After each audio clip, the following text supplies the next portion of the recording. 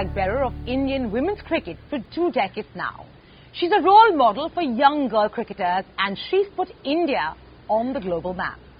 That's correct, she's the woman who's hit all the right strokes. She's none other than the Indian skipper, Mithali Raj. Thank you so much, Mithali, for joining us. I am so excited to begin this conversation and trace your journey to the top. Thank you. We've all known about this amazing feat you've recently received by taking India to the finals of the World Cup. You're a Tamilian girl. Can I assume that you're from a middle-class background, father with the Air Force, mother a housewife? So really a regular middle-class South Indian family. Am I correct? Yes. Dad was in Air Force and his last posting was in Jodhpur. That's where I was born. Right. But I'm brought up in Hyderabad. And mom was working for a while, but when I started playing cricket at the age of 9.5, then I could not really, get things going along with dance and studies. So it was too much for a young kid, and she wanted to be around, and that's why she turned into a housewife. Right. So before we get into how you began cricket, like any South Indian family, you were, obviously put into the Bharatnatyam classes, which I believe is regular and par for the course for any South Indian family, especially if you're Tamilian. So you were a dancer. You were a trained dancer, I believe. Yes. And this is pre-cricket or, it was along with cricket? Well, dance is something I got in by my choice. It was my interest. Okay. And cricket happened after dance, and that was because my dad wanted me to be a cricketer. Yeah. So dance was much before cricket. Cricket I started when I was in 5th standard. Dance was somewhere around 3rd or 4th standard. And would you say that, the classical dancing was truly a passion of yours? Well, I had a lot of interest in dance, and at a very young age. And I continued it up to 10th standard. So, yeah, I can say that it was at some point my passion to be a dancer, trained classical dancer. So, as you said, you began your cricket innings, in 5th grade. Obviously, then you didn't know what heights you're going to achieve. True. And your real force to get into cricket was your father, because he pushed you, although your interest in cricket was not that much, yes. Correct? Tell me a little bit about that phase about how he convinced you as a 5th standard child, right? But you're really a baby and you do the regular things like any other kid. How did he push you and convince you to actually get into cricket training? Well, I don't think he pushed me. He just, took me along with him. When my brother used to play cricket till his 10th, he played school level, and it's just that dad is a disciplinarian. He's very strict with timing and getting up early in the morning. And being a girl child and being pampered, that's precisely everybody does. And I used to get up late in the morning. I hated getting up early. I still do, but I think because only to imbibe that quality in me to be an early riser, my dad forced me to get into a sport. And being a young kid and enrolling into an academy which was full of boys, it was exclusive boys camp, where my brother was trained. And being a young kid, and I got a lot of preference, as in let the girl bat first, or wherever I had to go, it was girls first. So I used to get a lot of attention as a young kid, and that really generated that initial spark in me to show interest in sport. Sure. And once the coach there, Jyoti Prasad, he spotted the talent in me and told my dad that you pursue this sport as a career for your girl and not for the boy, because there's a lot of competition in men. Wow. And then I got under Sampath Kumar, and he was training the girls team in my school. My school had a girls team. Okay. So that's where I enrolled myself. But before you get to that part of your story, I want you to go back about those initial training days when your father put you in an academy that was an exclusively boys academy. I think when I started, it was just a summer vacation, so it wasn't like something he wanted me to be a cricketer. It's only when I enrolled into my school team, and when he met this coach Sampath Kumar, he told my dad that there is a lot of potential in her. I'll make sure that she plays for India at the age of 14 years. And my dad is like, he thought like, okay, this guy is just exaggerating. Sure. You know, I was just 10-year-old, and just in 4 years' time, how can someone, you know, go and play for India at international level? But then the coach said, I need a lot of commitment from the parents as well, because whenever I want her on the ground, whichever time that is, you need to get her on the ground. So tell me, while all this was happening, let's say from age 9 until 14, were you able to grasp what was happening? Were you able to grasp the kind of conversation your coach and your father were having? Were you able to grasp the kind of rigor you were being put through, while all your friends must be, you know, just regular children going to school, doing regular stuff and having a pretty relaxed life, as opposed to, let's say, you? Well, those are the times when I thought 24 hours was too less for me, because doing homework, preparing myself for the studies and for the tests, at the same time training hard for cricket and managing dance classes at the weekends. So it pretty much took so much of my time and energy that I didn't have any other hobbies. I couldn't attend any family gatherings. I never had friends. It was like a military phase in my life, where it's just my mom and dad. Even I hardly used to see my brother, because staying at the same house, when early in the morning I leave home at 4:30, he's sleeping, and by the time I come back and finish my homework and all, he's again to sleep. So we never had that regular childhood that a brother sister shares or a mother daughter share, because I was so busy you know, channelizing my energy in all 3 departments, that it left no time for me to focus on any other thing. Mithali, so tell me a little bit about your day then. You used to wake up at 4:30? No, I used to wake up around 4 o'clock. I used to leave home at 4:30. Wow. So you wake up at 4 a.m. Yeah. You would end your day, go to bed at what time? I would, my mother was very specific about the number of hours I used to get to recover. So she used to put me early to bed around 9:30, but she's the one who's really struggled more than anybody, because leaving home at 4:30, she used to pack my breakfast, my lunch and my snack. So she probably would be getting up at 3 a.m. and then she would go back sleep around 11 o'clock, 11:30. So she hardly had time, and she was a working woman then. Yeah. So it was more difficult for her, more challenging. Wow, yeah. And she made sure that I had very good intake of food and not any other like those regular chips, and which is very harmful for especially for children, for kids who are pursuing sport. And she used to do all my homework. My homeworks were up to date. It's just that not in my own handwriting. Sure. Were you ever, at some point as a child, because you didn't grasp what was happening, did you ever feel frustrated, resentful, saying that, you know, I don't want to do this? Because nobody has such powerful ambitions at the age of 9, 10, 11. You know, you just go with the flow. I mean, most of us don't even have such powerful ambitions later. Yeah. But, you know, I'm just broadly saying. So did you, you know, go through those mood swings? I did. Especially in winter season, when you love to be tucked up in the quilt and you enjoy those warm sleeps, early morning sleeps. I used to get up at again 4:30 and see my grandparents sleeping. So I used to wonder, like, when will I grow old so soon so that I can enjoy sleeping. So and also there was a period where my dad was talking so much about cricket that, you know, you wake up, he talks about cricket. When I'm having dinner, lunch, meals, the table conversation is about cricket, and even when we are traveling, it's about cricket. So at one point I really snapped, and I like, you know, it cannot work like this. There has to be some let out for me where I can, you know, think about other things other than just cricket. Sure. 24 hours of cricket will make any person mad. And as young as I was, you know, in my teens, it was very difficult for me, which probably my mom understood from which angle I was coming. And she used to absorb a lot of things.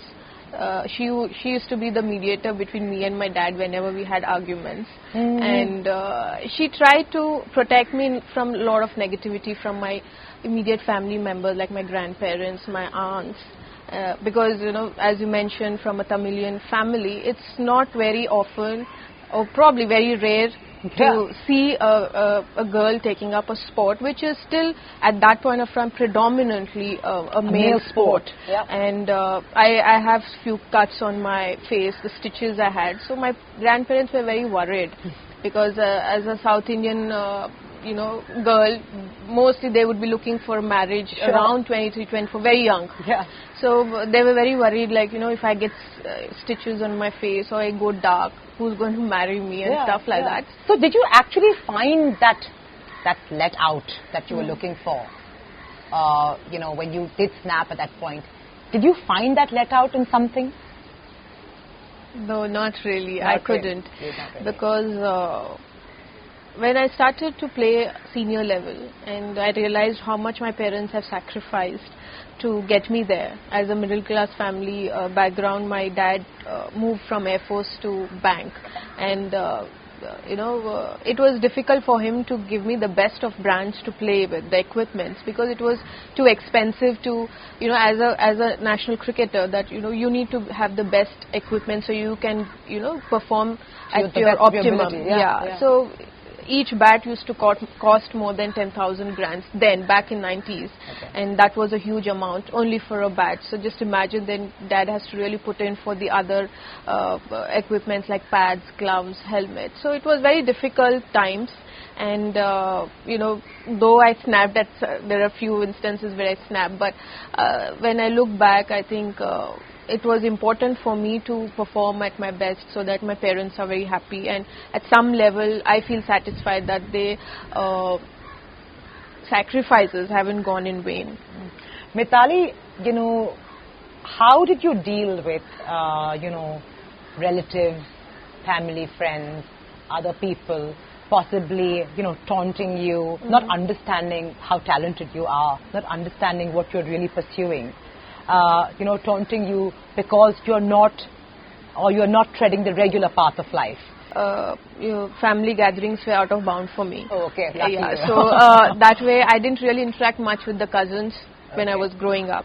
But once you pass the 23, 24, then you again have them poking the nose in about the settlement, about when you get married and all. Sure. So when I think about the topic about marriage, there were instances where my parents, of course, wanted me to settle down. This was a period in 2009, just before the World Cup.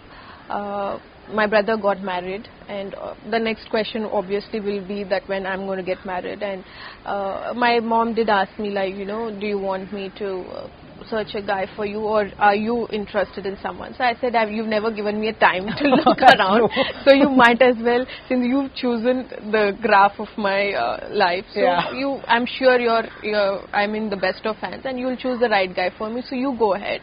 And when I was playing the World Cup in Australia in 2009, that's when the first time women's matches were televised on Star Sports. So it garnered a lot of attention from different quarters, a lot of positive feedbacks.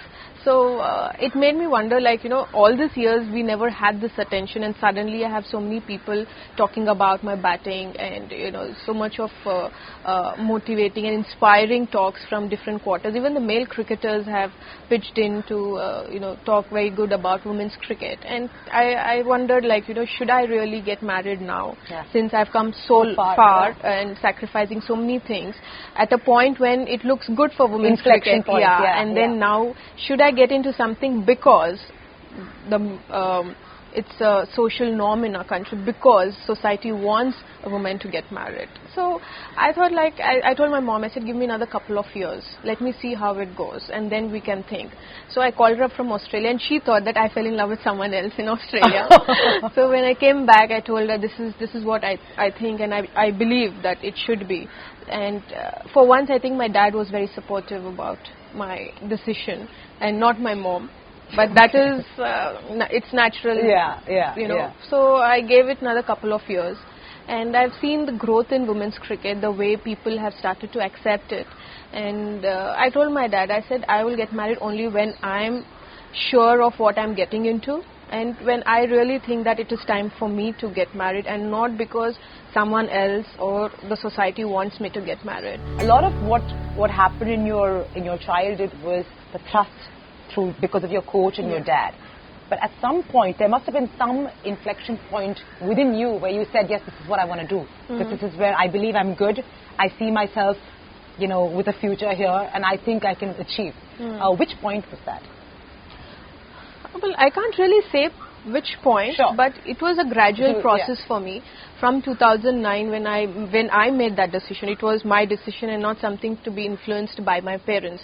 That was a major decision which I took in my life, is to continue for another 2-3 years and see how it goes. Until 2009, I really didn't enjoy playing cricket. It was more for my dad, and I wanted to see him happy because he's invested so much, and I never wanted to let him down. It was more gratitude. Yeah, so it was never of enjoying playing for India, never enjoying the attention. Even if I score 100, it is like, okay, dad would be happy. And since 2009, then I started to really understand my position, as in I'm an international cricketer. I've played for so long, and when people talk about my stats, everything, so I wondered, okay, I've really got all these things. And then since then on, I really put an interest into my batting, into me being a cricketer. I've enjoyed that phase from 2009 till 2017. Tell me about the time when the moment came in your life when you were given the captaincy. Well, before I was given the captaincy in 2005 World Cup, I remember I was going for a camp in 2002, and my dad, somehow he knows things. So he told me, like, in case the selectors ask you about captaincy, that are you interested? Sure. You say yes. But I know from within that I'm not ready for captaincy. So when they actually asked me, I said no. And for a long period, I didn't tell him this, because I know, one is that obviously he'll get angry, Sure. because he's already briefed me on it. Second, he would definitely feel sad. Like, who would tell no for leading India, But I felt that, my gut feeling said I was not ready for captaincy. So I was, vice captain under Mamta Meben from 2003 to 2005. So when again they've asked me for the World Cup, I said, now I'm ready for it. But still I had my own apprehensions whether I will lead India when I had ex-captains under me, and that too the first time in the World Cup on a platform which is so huge, whether I'll do justice as a captain. So I think that decision of me not accepting initially had really played well for me for the World Cup. Mithali, correct me if I'm wrong, but I believe there came a point sometime in your career where you actually decided to quit the game out of sheer despair. I think this was sometime in 2009, correct me if I'm wrong. Tell me, why did you come to that moment of utter frustration and despair where you thought, that's it, I'm done? Well, a major of it is because I was struggling with injuries, and since 2005, even now I do have those injuries, but I had a very bad knees, and I had a ligament tear, and I played the World Cup, 2005 World Cup, with a ligament tear. Oh wow. So because that period we didn't have BCCI, we were not under BCCI, so we didn't have the best of physios and trainers to give us information when we are injured, how to take care, how to recover, what are the formats that we need to invent into rehabs. We were not access to those facilities. Yeah. So for 2 years I struggled, and when we came under BCCI, I was still going to National Cricket Academy every month so I can prepare myself for the World Cup. But it was getting difficult because injuries really saps you emotionally more than physically, because each time you're on the field, you're just not battling the opponents, you're even battling your own will, because you know that you're struggling with injuries, you know that you're playing in pain. Every morning when I get up, it's such a difficult phase for me. There are times when I had tears in my eyes before the match. So yet I thought that if I played for so long, and my mom was worried. There are some injuries which even after you quit playing, they still are for the rest of your life. Sure. So she didn't wanted me to have that kind of a life after my retirement, where I'm struggling, to live a normal life. So she was also quite apprehensive, and I thought that, okay, I've given so much of my years for Indian cricket. So I thought, okay, I can't move on from here with so much of emotions getting into how to prepare every match with injuries. So I contemplated about retiring in 2009. And then? The way things have changed after the televisation of matches. So I thought, I again said, let me push as long as I can. You never know what can work out in your favor. And I kept on playing and I've reached 2017. I know, right? That's a lot of years. So, you know, we stand here tall at 2017. You will go down in history as one of the greatest, you know, cricketing women legends India has ever seen. What is your thinking at this point in time? You know, would you ideally like to be in shape, keep training and enduring to play the next World Cup, or you think you're done? Well, honestly, I've never really thought about 2 years more than where I stand. Okay. Even if it was 2009, I said a couple of more years. So I always plan a series or a year after year, and not like 4 years, because 4 years is a long time for you know, to have a concrete plan. Yes, I would be surprising myself if I'm still part of the Indian team in the next World Cup, which is 4 years from now. Right. But I still have a lot of game in me. I'm still fit enough to compete at international level for another couple of years, and then I will probably see from then on, like you know. So these years are very important for me, because one is that next year we have T20 World Cup, and secondly we are now runners up, so that means we are second in the world. So if you have to be consistent in being in the top 3, every series you play is as important. And now that things have started to roll for women's cricket, people are following women's cricket, so it's important now more than ever that we need to present the best brand of cricket that we play at the highest level for this to continue in the coming years. So is there going to be like a women's cricket calendar now? Is that something? Well, that is something I'm hoping that it will be at some point, because after a very successful tournament, usually people ask what's next so that they can follow. And unfortunately, we don't know what's next. What has been the response about brands wanting you to come on board as an endorser? How much, you know, has your brand valuation really escalated after what we just recently saw at the World Cup?